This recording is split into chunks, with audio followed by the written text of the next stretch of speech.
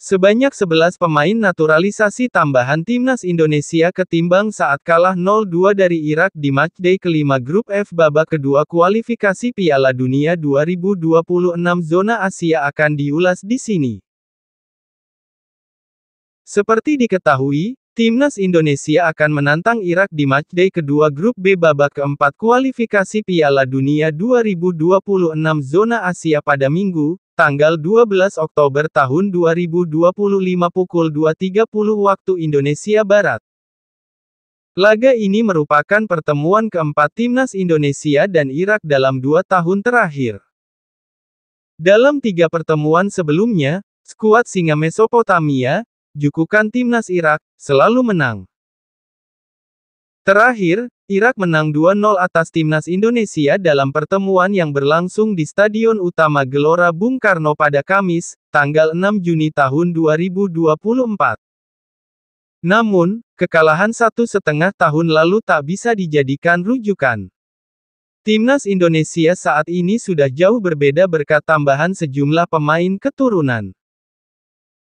Pemain-pemain di bawah ini tidak bermain saat timnas Indonesia kalah 0-2 pada Juni tahun 2024 dan siap membantu skuad Garuda menang di laga mendatang. Berikut 11 pemain naturalisasi tambahan timnas Indonesia ketimbang saat kalah 0-2 dari Irak di kualifikasi Piala Dunia 2026. 1. Emil Audero. Ketika timnas Indonesia 3 kali kalah beruntun dari Irak, penjaga gawang skuad Garuda dijaga bergantian oleh Nadeo Argawinata dan Hernando Ari. Namun, untuk laga bulan depan, posisi kiper timnas Indonesia ditempati Emil Audero. Emil Audero saat ini dalam performa terbaiknya bersama sang klub, Cremonese. Dari 4 pekan awal Liga Italia 2025-2026, Emil Audero mencatatkan 2 clean sheet sekaligus membuat 20 penyelamatan. 2. Maarten Paes. Maarten Paes resmi membela timnas Indonesia pada September tahun 2024. Sebelum Emil Audero datang pada Maret tahun 2025, Maarten Paes merupakan kiper andalan skuad Garuda. 3. Jay Izes. Ketika timnas Indonesia kalah 0-2 dari Irak, Jay Izes sejatinya sudah berstatus pemain timnas Indonesia. Namun, bek yang saat itu berusia 24 tahun ini tidak dimainkan pelatih Shin Tae-yong karena baru saja membela Venezia di play-off promosi Serie A. Kehadiran Jay Izes dijamin membuat gemetar penyerang Irak Aymen Hussein. 4.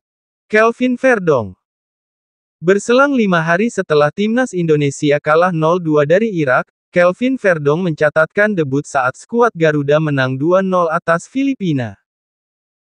Peran Kelvin Verdong dijamin begitu besar saat timnas Indonesia menantang Irak di King Abdullah Sports City Stadium, Jeddah, Arab Saudi. 5. Dean James. Dean James mendapatkan paspor Indonesia pada Maret tahun 2025. Keberadaan Dean James di sektor kiri pertahanan timnas Indonesia memaksa pelatih Patrick Kluivert untuk memainkan Kelvin Verdong sebagai gelandang. 6. Kevin Dix. Dalam pola 4-2-3-1 racikan Patrick Kluivert, Kevin Dix dapat diandalkan sebagai bek tengah maupun fullback kanan.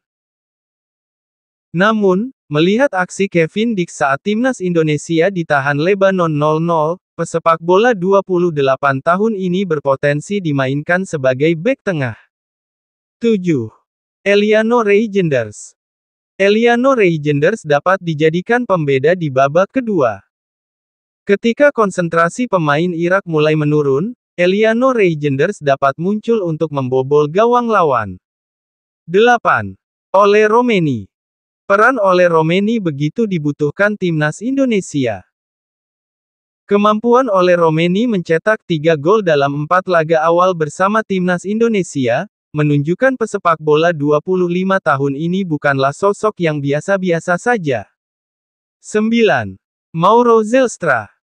Jika Ole Romeni belum pulih dari cedera, Mauro Zelstra dapat dicoba sebagai opsi membobol gawang Irak. Meski belum unjuk gigi di level senior, kualitas mencetak gol Mauro Zelstra sudah terbukti di level U21.